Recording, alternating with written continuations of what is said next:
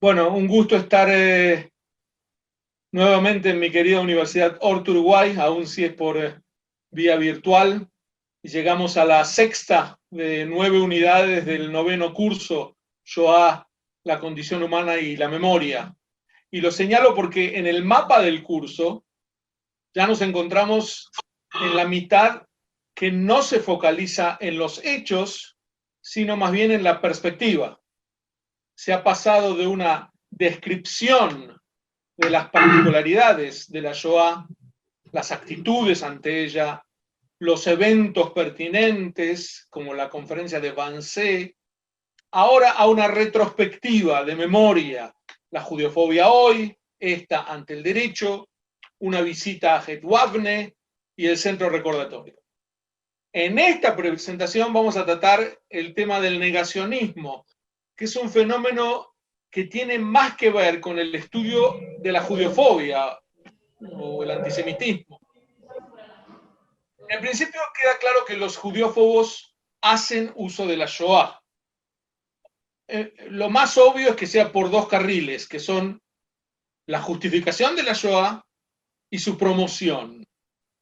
Validar la Shoah o aún promoverla son las versiones más brutales del uso por las que se difunden que los judíos merecían lo que les ocurrió o que aún lo siguen mereciendo.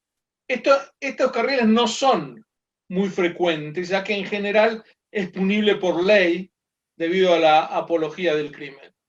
Pero los menciono, sin embargo, porque integran un catálogo amplio de perversiones de la Shoah, como lo llama mi amigo y maestro Manfred Gerstenfeld en su libro El abuso de la memoria del Holocausto.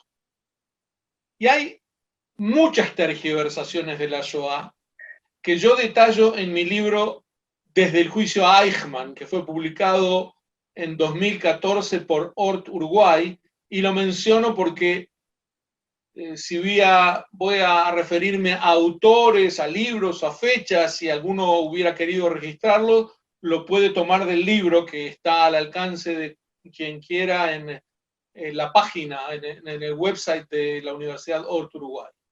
Entre estas tergiversaciones, por ejemplo, tenemos la minimización, es decir, que las cifras están artificialmente abultadas, el blanqueamiento, que niega la responsabilidad de la Shoah, por ejemplo, cuando Austria se presenta como una víctima del nazismo, el llamado equiparacionismo, que pone en un mismo plano los crímenes del nazismo con otros, habitualmente con los del comunismo, y los presenta como igualmente genocidas. Una variante aún más perversa de este equiparacionismo es la llamada inversión de la Shoah, por la que se acusa específicamente a los judíos e Israel, quienes pasan a ser presentados como los reales perpetradores. Otra tergiversación es la banalización, que compara la matanza de los judíos con fenómenos políticos diversos.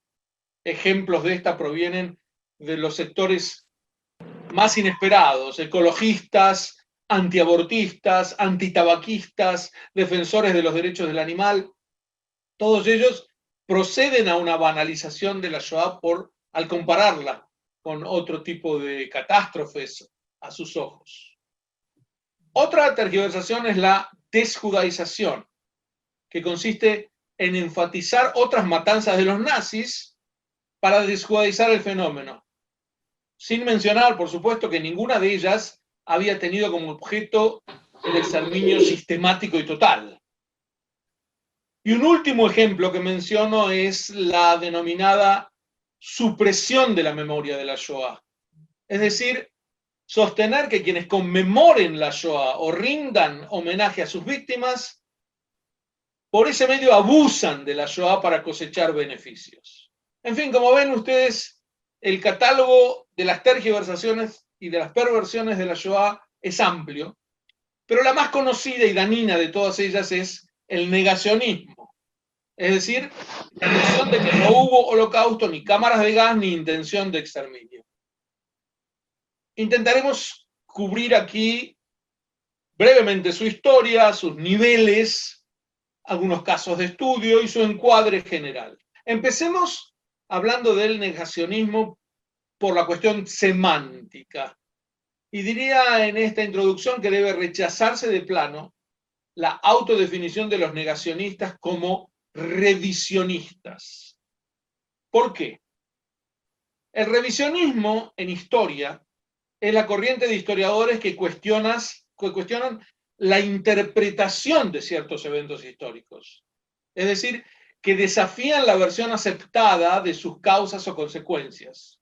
Como tal, el revisionismo es legítimo y frecuentemente incluso estimula examinar una y otra vez el pasado para entenderlo mejor. Pero insisto, se cuestiona la interpretación de eventos, no su existencia.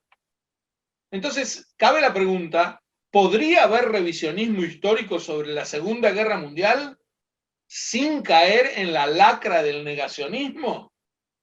La respuesta es afirmativa. Para dar dos ejemplos, el británico Alan Taylor y el alemán Christian Gerlach. Taylor, en su clásico libro Los orígenes de la Segunda Guerra Mundial, de 1961, culpa de la crisis que llevó a la guerra a la política apaciguadora del primer ministro inglés Neville Chamberlain. Ahora bien, aunque Taylor opina que la torpeza británica empujó los episodios y de este modo minimiza el rol de Hitler en ellos, en ningún momento niega que los acontecimientos hubieran tenido lugar. Del mismo modo, Christian Gerlach, por ejemplo, dató la decisión de Hitler de eliminar a los judíos en diciembre de 1941 y no medio año antes, como se sostiene más habitualmente. Pero otra vez, él tampoco niega que hubiera habido un exterminio y una decisión de perpetrarlo. En síntesis, con toda la cautela del caso, podemos decir que el revisionismo es legítimo. Es cierto que sus motivaciones son a veces nebulosas. Lucy Davidovich, por ejemplo, la gran historiadora de la Shoah, lo acusa al revisionismo de por momentos simpatizar con el nazismo, pero nunca llega al extremo del negacionismo. Porque ¿cómo opera el negacionismo? En la dirección opuesta del método de un historiador. Porque comienza por negar la realidad, en este caso, la realidad de uno de los eventos más documentados de la historia humana, y después reescribe toda la historia hacia atrás para que encaje en su maliciosa fantasía. Para ello debe mentir a lo largo de todo el camino. Examinemos, por ejemplo, el método del más prominente negacionista David Irving, en quien vamos a extendernos. Una de las supuestas pruebas de Irving es la transcripción de una llamada telefónica de Himmler a Heydrich en 1941, durante la que Himmler dijo: transporte de judíos de Berlín, no liquidar. De estas dos líneas, Irving concluye que Hitler, enterado de que Himmler tramaba el asesinato de judíos, se apresuró a detenerlo. Y por ello Himmler, obedientemente, llamó para que se cumpliera la orden de no liquidar. Pero fíjense cómo esta supuesta explicación de Irving carece de todo sentido. En primer lugar, porque Himmler siguió matando judíos después de esa fecha. Entonces resultaría extraño que ordenara no liquidar exclusivamente para ese transporte específico. En segundo lugar, si Himmler ocultaba de Hitler que hacía matar judíos antes y después de la mentada llamada, es raro que en este caso específico le transmitiera la información. Irving ni siquiera cuenta qué ocurrió finalmente con el referido transporte, si las víctimas regresaron a sus hogares o si de todos modos fueron liquidadas. ¿Cómo resolver este enigma, estas presentaciones? Bueno, todas las preguntas antedichas son fácil y rápidamente respondidas si se leen los dos primeros renglones de la transcripción, porque Irving lo saltea, cita solo los dos últimos renglones de un total de 4. El mensaje completo decía: arreste al doctor Jekelius. Probablemente es el hijo de Molotov. Transporte de judíos de Berlín. No liquidar. Ahora el cuadro es claro. Irving citó solo las dos últimas líneas. Transporte de judíos de Berlín, no liquidar. Pero lo que había ocurrido es que Hitler había llamado a Heydrich para darle una información muy específica, que en ese transporte iba un tal Jekelius, que era probablemente el hijo del ministro de Exteriores soviético, y la orden consistía en que una vez que se detuviera a Jekelius, no debía ser liquidado. Quizás se especulaba con intercambiarlo por prisioneros alemanes o algo así. Jekelius podía ser incluido en el transporte de los judíos procedentes de Berlín, pero a diferencia del resto de los transportados, se ordenaba no liquidarlo. Ese es el método de los negacionistas. Eliminan la mayor parte de la evidencia y en este caso Irving presenta el resto como si Hitler hubiera estado preocupado por detener la matanza de judíos. Y para colmo, agrega incoherencia a su malicia, ya que se contradice a sí mismo. Porque si fuera cierto que Hitler era el responsable de la llamada de Himmler, eso querría decir que Hitler estaba al tanto de que a los judíos se los mataba y por ello quiso evitar este caso en particular. Ahora, ustedes podrán decir que no vale la pena detenernos en refutar la metodología de una caterva de mentirosos profesionales como los negacionistas. Y es cierto, pero solo quise darles un ejemplo de lo que puede leerse en sus libros. En síntesis, una sarta de engaños. ¿Cuándo comienza el negacionismo? Podríamos decir en una datación temprana que comienza durante la guerra misma. En 1942 fue encomendado al Comando 1005 de Paul Blobel borrar todo rastro del genocidio. Al año siguiente, tanto Martin Bormann como Heinrich Himmler prohibieron toda mención pública de la llamada solución final. Hitler clamó en Poznań frente a la SS: la destrucción de los judíos es una página gloriosa de nuestra historia que nunca fue escrita y que nunca será escrita. Pero el objetivo del negacionismo durante la guerra era muy claro: bajar la autodefensa de las víctimas, que no supieran que iban a ser eliminadas, para que no atinaran a defenderse. Ahora, después de la guerra, el negacionismo tiene otro objetivo, que es blanquear al nazismo. Si no fijáramos el comienzo del negacionismo en la guerra misma, otro posible comienzo puede fijarse en 1964, cuando se dieron a conocer dos famosos negacionistas, ambos franceses, uno en la extrema derecha y el otro en la extrema izquierda. Maurice Bardèche, del grupo fascista Acción Francesa, y Paul Racinier, que era un trotskista que llamaba a la Shoah, curiosamente, pura propaganda estalinista. Racinier publicó el libro Desenmascarando el mito del Holocausto en 1964, y en él recopila los artículos que venía publicando desde que la guerra concluyera. Pero el verdadero ímpetu inicial del negacionismo se dio 3 lustros después, en 1979, cuando en California se estableció el Instituto para la Revisión Histórica y comenzó con la publicación de lo que ellos llaman el Journal of Historic Review, Journal, un título que parece académico. Enviaban sin cargo a miles de historiadores. A partir de entonces el negacionismo se consolidó con 2 libros muy difundidos. El primero, del ingeniero Arthur Woods, que se titula La patraña del siglo XX, que sostenía que no había habido holocausto ni intento alguno de matar judíos. La tesis era demencial, pero causó furor porque parecía asociada al mundo académico.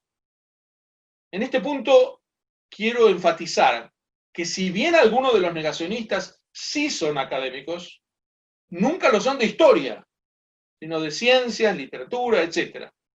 El primero que se acercó un poquito a ser un historiador fue el mentado David Irving, que era un cronista militar. y que se transformó en bestseller con su libro La guerra de Hitler, Hitler's War, de 1977. Esto es un año después de Putsch, en el que sostenía que el genocidio se había producido parcialmente, pero que Hitler nunca había tenido conocimiento de lo que ocurría. Uno se preguntará, ¿para qué alguien va a dedicar tanto esfuerzo a un libro de casi 1000 páginas para tratar de probar exclusivamente que Hitler ignoraba todo? La respuesta es sencilla, porque una vez que cae el ladrillo de un dato tan básico, tan elemental como la conciencia de Hitler acerca del genocidio que él estaba comandando, cuando cae este ladrillo puede caer en cualquier momento el edificio entero, la gente puede dudar de todo, y es lo que los negacionistas quieren. Irving tuvo cierto éxito hasta que una resonante acción judicial terminó por descalificarlo completamente e hizo que nunca más fuera invitado a podios de prestigio. Durante los juicios, que de hecho él inició, se demostró su virulenta judiofobia y el carácter puramente propagandístico de su obra. Tal fue el dictamen de los tribunales británicos en el año 2000. Adicionalmente, en 2006, Irving fue sentenciado por un tribunal austríaco a 3 años de prisión por negacionismo, que en Austria es un delito punible. Quisiera destacar en esto que la defensa de Deborah Lipstadt en el juicio de Irving siempre se focalizó en demostrar que Irving es un mentiroso y nunca en demostrar que el Holocausto existió. Esto último habría sido de por sí una victoria para los negacionistas, porque el objetivo de los negacionistas es transformar los hechos históricos en una simple opinión, y esta es parte de la lección de cómo enfrentar el negacionismo. Jamás debe ser enfrentado como una idea, sino como una agresión. Porque precisamente el objetivo del negacionismo, me gustaría que aquí prestaran especial atención, el objetivo del negacionismo no es convencer de que la Shoah no tuvo lugar, eso es demasiado ambicioso, sino convencer de que el negacionismo es una opinión válida. Por lo tanto, nos pone en una situación muy difícil. Si uno los refuta, ganan ellos, porque al refutarlo lo transforman en una opinión válida. Y si no lo refuta, también ganan ellos, porque deja un silencio en donde el que calla otorga.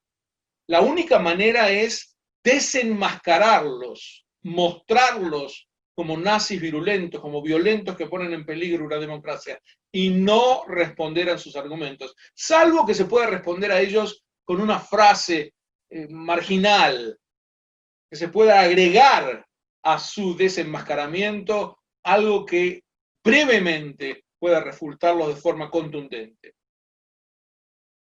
Entonces, el negacionismo no tiene que ser reprimido por el hecho de que pervierte la verdad histórica. Ese no es su problema. El mal radical del negacionismo consiste en que constituye un odio de grupo y como tal conlleva la apología del delito y la incitación a la violencia.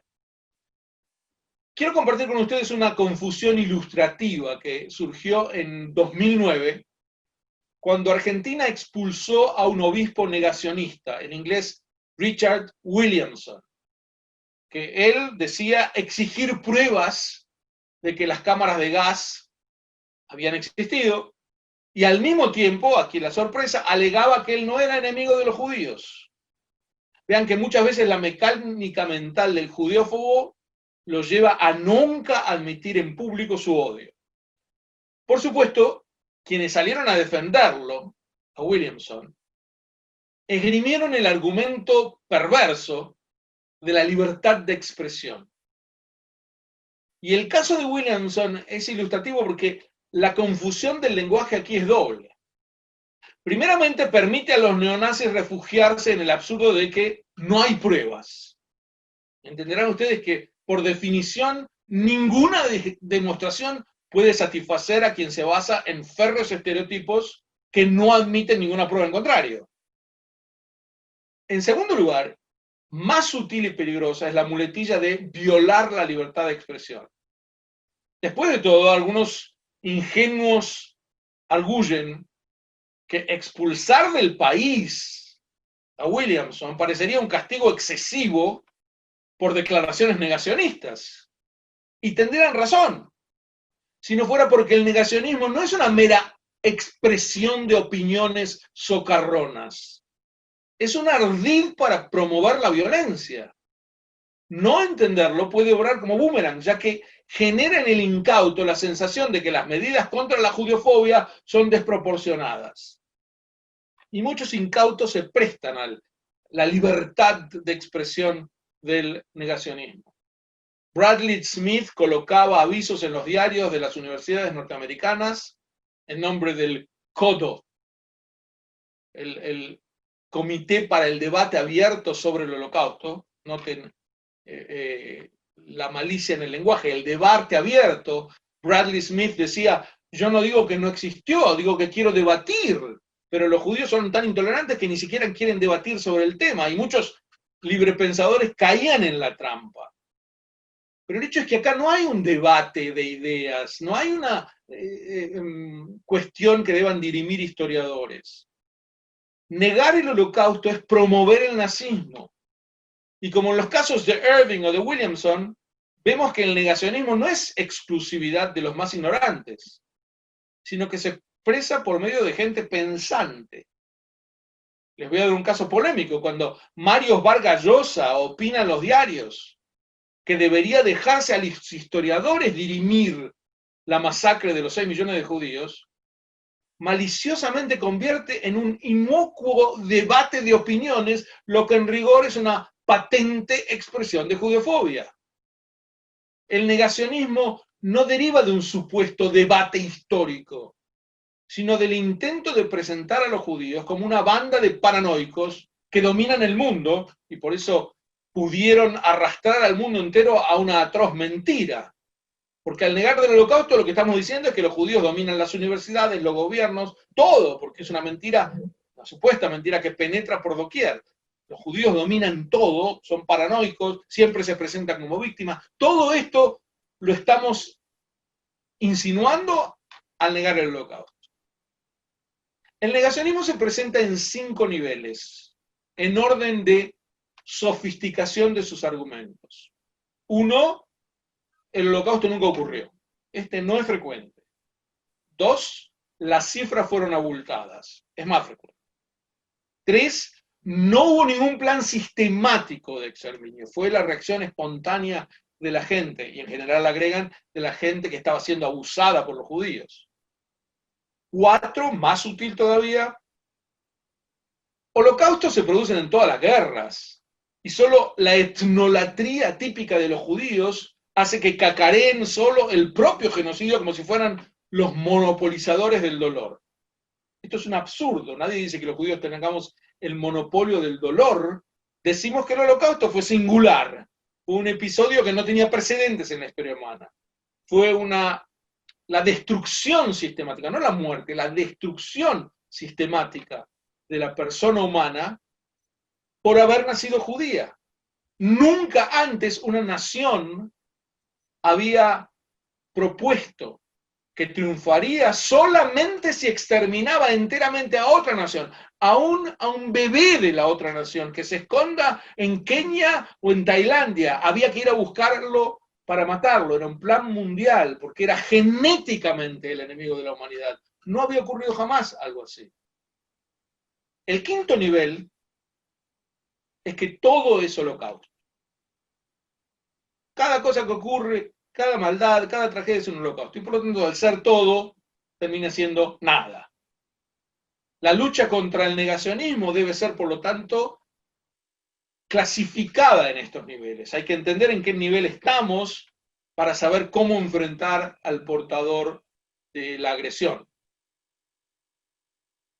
En un acápite agregaría que deberíamos abstenernos de llamar racismo a la supuesta ideología nazi. Y digo supuesta ideología porque el nazismo nunca fue una ideología coherente, sino un frenesí de sadismo. Así se lo entiende mucho mejor. y además llamarlo racista, es una vía más de desjudaizar la Shoah. Porque solo en lo que concernía a los judíos, los nazis fueron consistentemente racistas. Sus principales aliados fueron dos pueblos supuestamente inferiores, por latino y por oriental, Italia y Japón. Y además encontraron aliados en otro pueblo, los árabes, supuestamente semita. Precisamente en mayo de 1943, el líder de los árabes palestinos, Amin al-Husseini, visitó al jerarca nazi Alfred Rosenberg, quien le prometió que se daría instrucciones a la prensa para limitar el uso de la voz antisemitismo, porque sonaba al oído como si incluyera al mundo árabe, que era mayormente germanófilo. Husseini había participado del golpe pro-nazi en Irak en 1941 y residió en Alemania el resto de la guerra. El odio nazi se focalizó en los judíos con la virtual exclusión de toda otra raza. La comparación con los gitanos, que es la que estaría más cerca, tampoco cabe. Los gitanos no respondían a un programa universal y sistemático contra una raza genéticamente maldita, sino una especie de combate contra inadaptados sociales, algo así. Y no era coherente. Si nosotros quitamos la palabra gitano de la plataforma nazi, de los mitines de los nazis, de los discursos de los nazis, todo sigue igual. Si quitamos la palabra judío de los mitines, del Mein Kampf, de las plataformas, de los congresos nazis, nos quedamos sin congresos y plataformas, sin libros. Los nazis habían puesto en el judío todo lo que querían combatir, todo lo que ellos veían como enemigo era judío. Y no fue debido al racismo que los nazis odiaban a los judíos, sino al revés. Para ejercer su demencial judiofobia, utilizaron argumentos racistas que le daban un toque de racionalidad que no había. No había ideología. Era un gran disfraz para el sadismo y la judiofobia. En síntesis, el negacionismo en sus diversas formas y en particular la banalización de la Shoah son parte de una campaña mentirosa que aduce que durante la guerra no hubo matanzas de judíos o que éstas fueron un nimio detalle. No corresponde enmarcarlos en el análisis de la historia, sino en el de la judiofobia y sus argumentos. Decíamos que en algunos países la ley penaliza el negacionismo. La Unión Europea, por ejemplo, desde el 2003 no admite que se ampare bajo derecho de libertad de expresión, porque en esta libertad no cabe la difamación racial hacia los judíos e incitación al odio hacia ellos.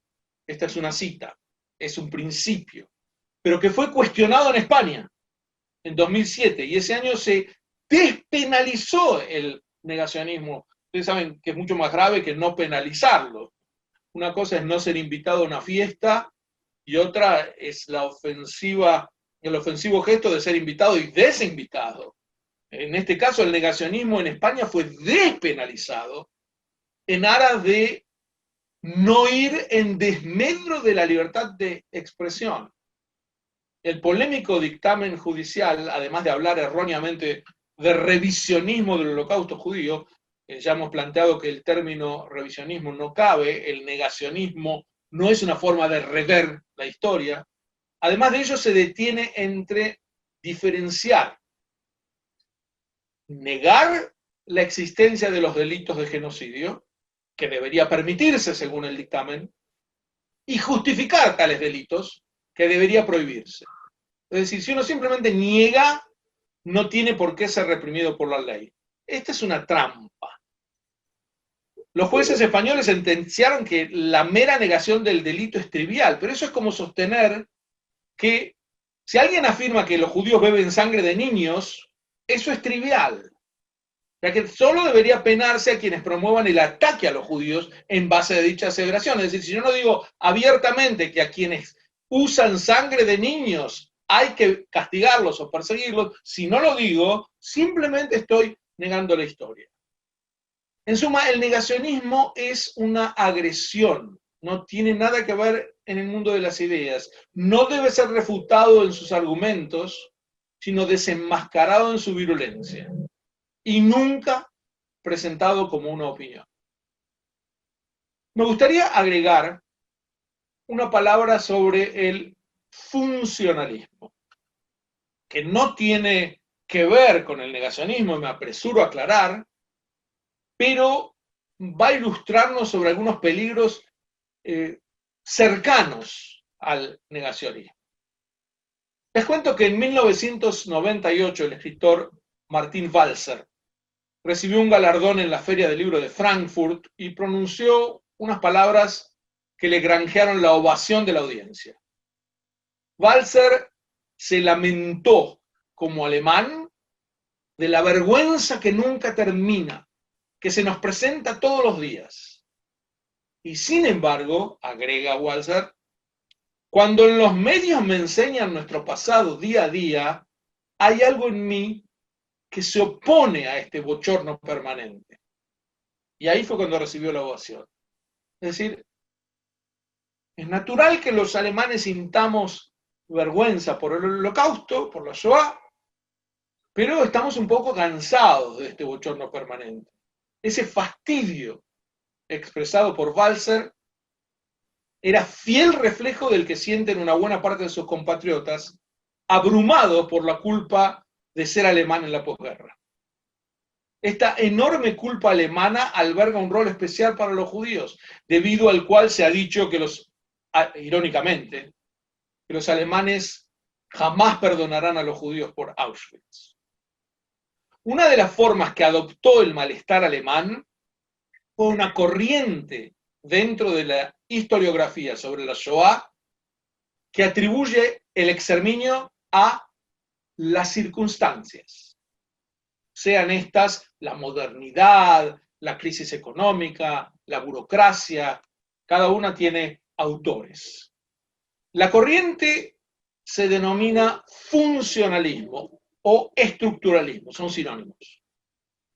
Y sostiene que la Shoah no resultó de un plan maestro ni de una decisión de exterminar, sino de una enorme burocracia, estructura, de ahí estructuralismo, que fue perpetrando las matanzas desde el llano, empujada por las circunstancias. La antítesis de este abordaje es el llamado intencionalismo, que muestra cómo la Shoah resultó de una decisión tomada y promovida desde la alta jerarquía del Reich. Hasta 1970 la gran mayoría de los historiadores eran claramente intencionalistas. La tendencia comenzó a variar a partir de la publicación del libro El Estado Hitlerista, 1969, de Martin Broszat.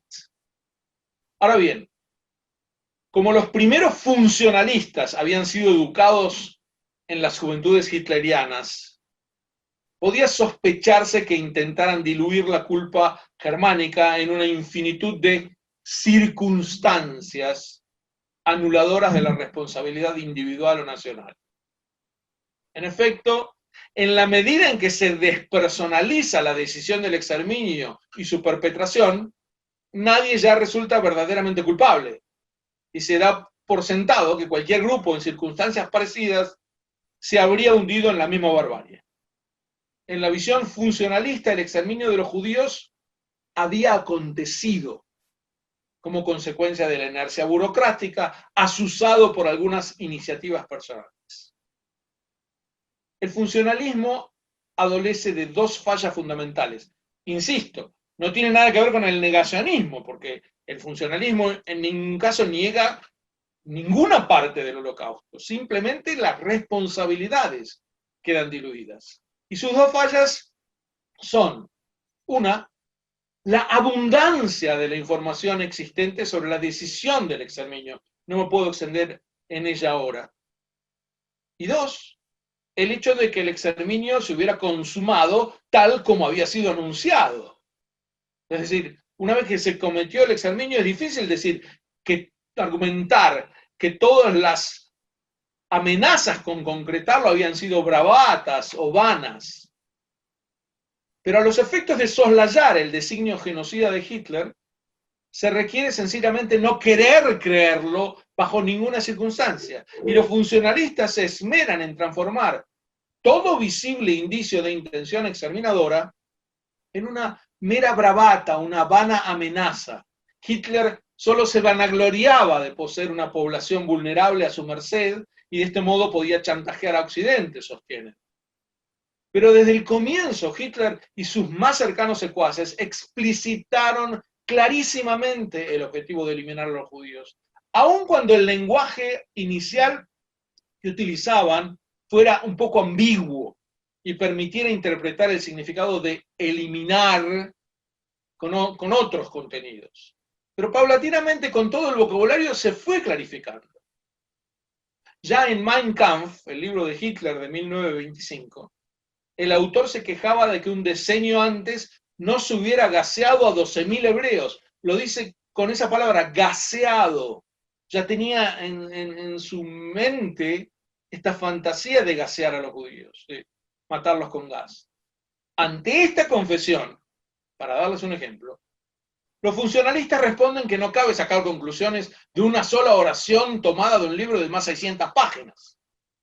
Sin embargo, lo que omiten es que ninguna página del libro contradice la macabra intención y que el tono general de la obra y el de su autor en todas sus expresiones es una exhortación a cumplir con la supuesta necesidad de exterminar. De las muchas declaraciones explícitas de Hitler, la más elocuente es posiblemente la del Reichstag el 30 de enero de 1939, cuando conmemoraba 6 años de haber asumido el poder, y él mismo la denominó su profecía. Y dijo, si los judíos nos hunden a las naciones una vez más en una guerra, el resultado de esa guerra, y Hitler ya sabía que iba a haber guerra, no será la bolchevización de la tierra y con ella la victoria de la judería, sino el exterminio de la raza judía en Europa. Muy explícito.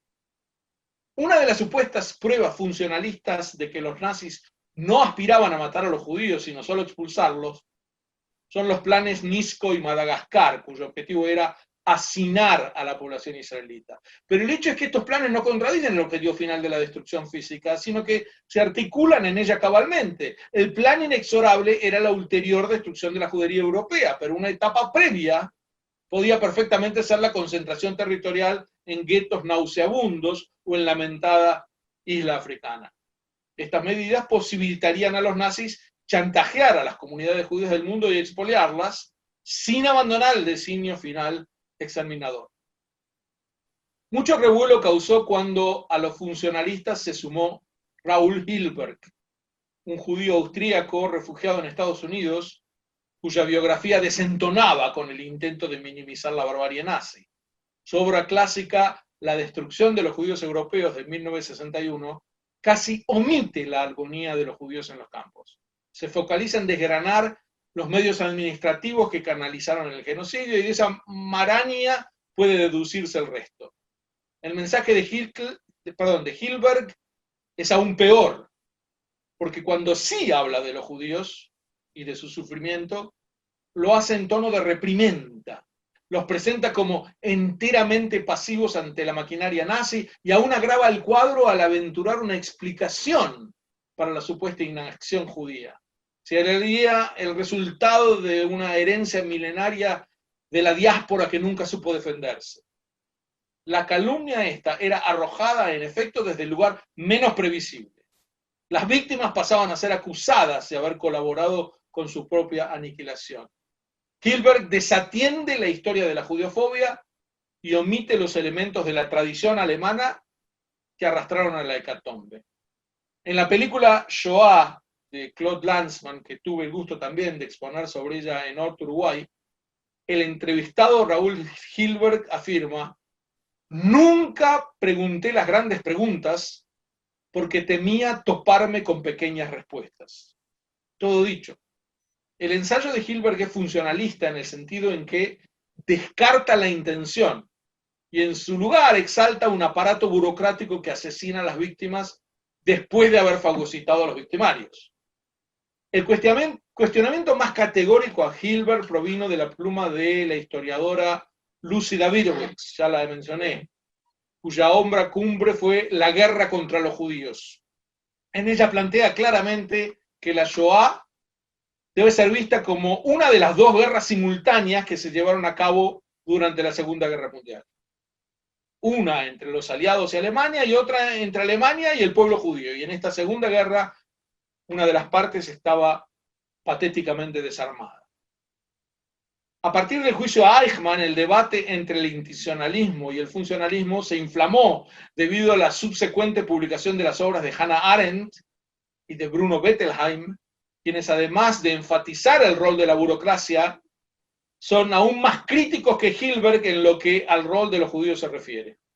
Una de las expresiones de rechazo al trío Hilbert, Arendt, Bettelheim fue la publicación por parte de Yad Vashem de el libro sobre la calumnia, revisión histórica o calumnia. En fin, diría que la negación del Holocausto, el negacionismo, es una corriente que debe ser enfrentada como una agresión y como tal no permite una variable de discusión de ideas. Es cierto que es muy difícil refutar una agresión que se presenta como idea, pero lo fundamental aquí es que cuando yo soy insultado o agredido, no debo inmediatamente ponerme en el banquillo de los acusados, que es lo que intenta el negacionista, sino desenmascarar al agresor como tal. He tratado de mostrarles esta historia del negacionismo, su encuadre, sus distintos niveles y algunas recomendaciones acerca de cómo responderlo. Lo agregado al final del funcionalismo no es porque sea parte del negacionismo, pero sino porque el exceso del funcionalismo a veces lleva a rozar con el negacionismo, porque al nadie tener la culpa real, al nadie poder asumir responsabilidades, al el Holocausto mostrarse como la consecuencia de una burocracia que se pudo haber generado en cualquier grupo, en cualquier otro lugar, en ese caso es muy fácil, o no es muy fácil, pero es posible saltar a el Holocausto es una matanza más, está siendo exagerado, está siendo abultado, y todos los argumentos que planteé en un comienzo ligados al negacionismo. Yo quisiera hasta aquí poner, digamos, fin a mi presentación, pero entiendo que quedan unos buenos minutos para poder dialogar, escuchar preguntas, comentarios, lo que haré con mucho gusto.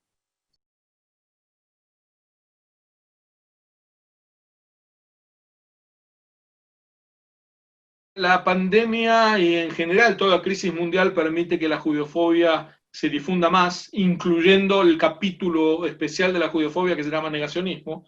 Así que lo que en general es un problema, durante crisis mundiales de tal magnitud como la que estamos atravesando, se transforma en un problema más grave aún, es cierto.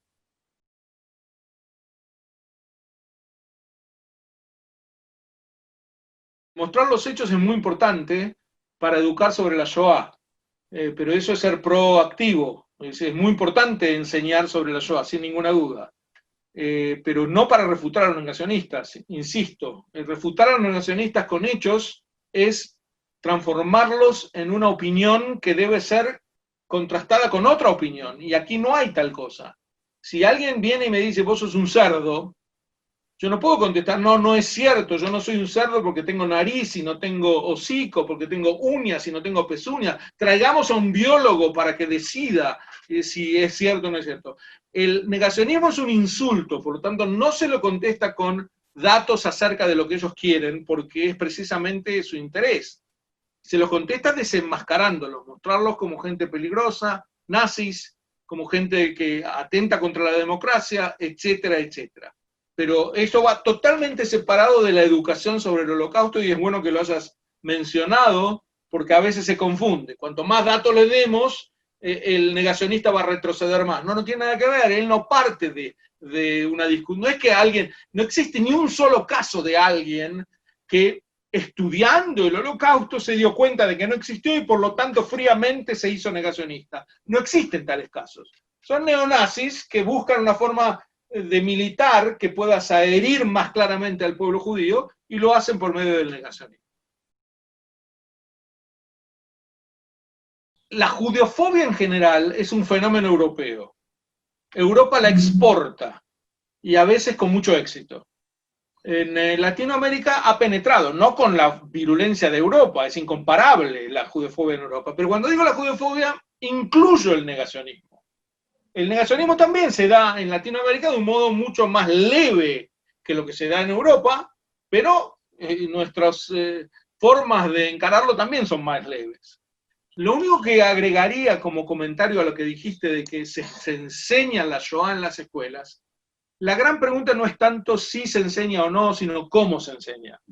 Sí. He tenido la oportunidad de ver en muchos casos, sería muy largo y no me puedo extender hoy, pero encantado de hacerlo en otra oportunidad, o personalmente, o por email, o como ustedes quieran, en donde es casi contraproducente la enseñanza de la Shoah. Sí. Porque viene un profesor que no conoce mucho de la Shoah, lo plantea, alguien le dice, bueno, pero los nazis estuvieron bien también, y se genera una especie de debate sobre quién tuvo razón, quién no tuvo razón, que hubiera sido mejor que no existiera. Les podría dar muchos ejemplos al respecto. Pero en el libro que tú tienes, hay un capítulo didáctico sobre cómo enseñarlo, que está al final.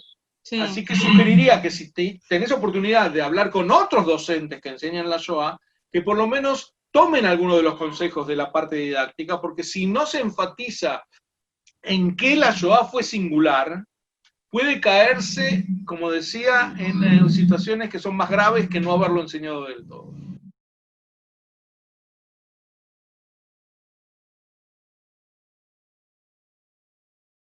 Me alegra que te preocupes, porque da para preocuparse, pero como consuelo te diría que estamos mucho mejor hoy que hace unos años, porque hoy cada vez más organismos internacionales suscriben a que hay que enseñar el Holocausto. Las Naciones Unidas decretaron que debe enseñarse el Holocausto.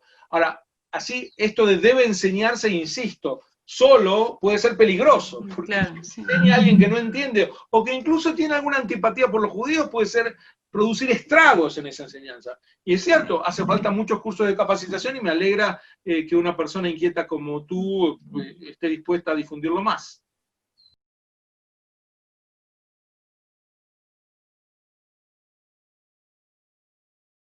Nadie vendió ninguna idea disparatada. El negacionismo no es una idea, es una agresión.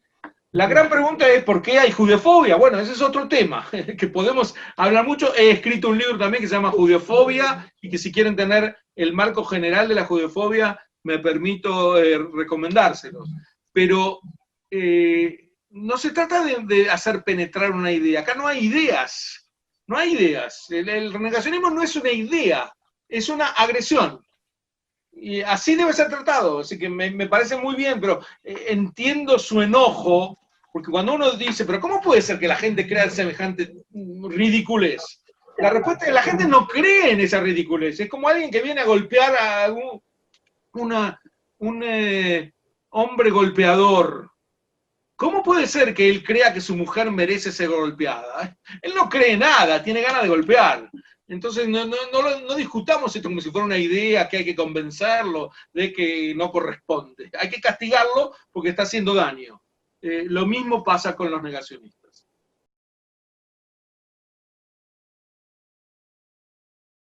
Me parece que la ola es más mostrar cómo la masa puede seguir a un líder nefasto. Pero no creo que la podamos vincular a esto, más que para, digamos, es una buena película para alertar a los jóvenes de que no caigan en seguir a un líder nefasto que puede lavar el cerebro y llevar por camino de violencia, pero no creo que pueda ilustrar acerca de la Shoah. Me parece, la verdad es que no lo digo con mucho énfasis, pero seguramente no con el funcionalismo. porque en la ola hay un líder. No es que las cosas surgen, hay un líder que está lavando el cerebro y empujando a la violencia. Así que el funcionalismo plantearía que las circunstancias empujaron a eso, más que un líder.